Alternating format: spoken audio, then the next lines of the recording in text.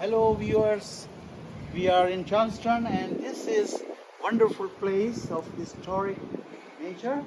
This was built in 1670. 1600, can you believe it? 1670.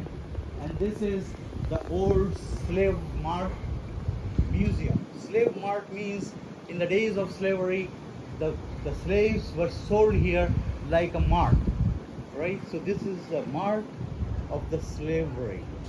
So this is a historical place. ये बहुत ही ज़्यादा तारीखी जगह है और इन्होंने इस तरह इसको मेंटेन किया है. ये 1670 के ज़माने की याद दिलाएगी और इधर इन्होंने प्रिजर्व किया है म्यूज़ियम में उस टाइम को, उस वक्त को. और लेकिन यहाँ पर हर चीज़ उस ज़माने की इस तरह प्रिजर्व की गई है कि इनको इस सिटी ऑफ चार्ल्सटन को अवार्ड भी मिला है इस पर कई मरतबा on their preservation skill and their maintenance to their historic places. See that building, the old one beside it? This is so old, right?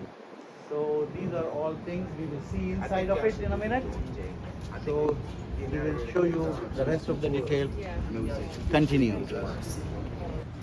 Now, Thomas Ryan himself, the original owner of this building, was a council member, so he brought business straight to his front door. Other than that, you're standing on what would have been the entryway and auctioning floor to a much larger complex that spanned the width of an entire city block, from where you entered on Chalmers all the way back to the end of Queen Street.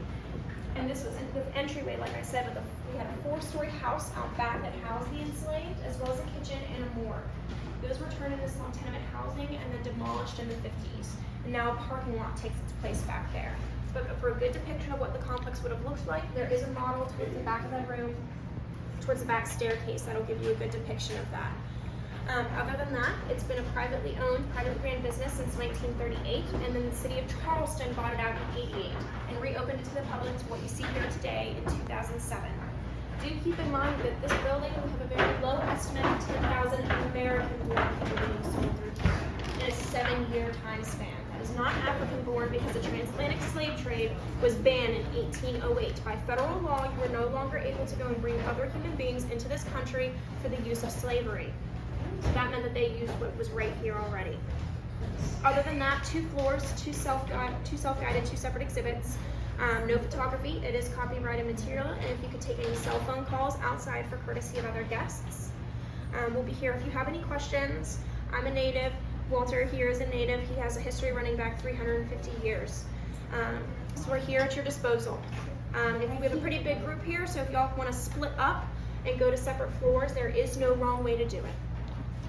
Okay. And I can help whoever hasn't gotten the ticket yet.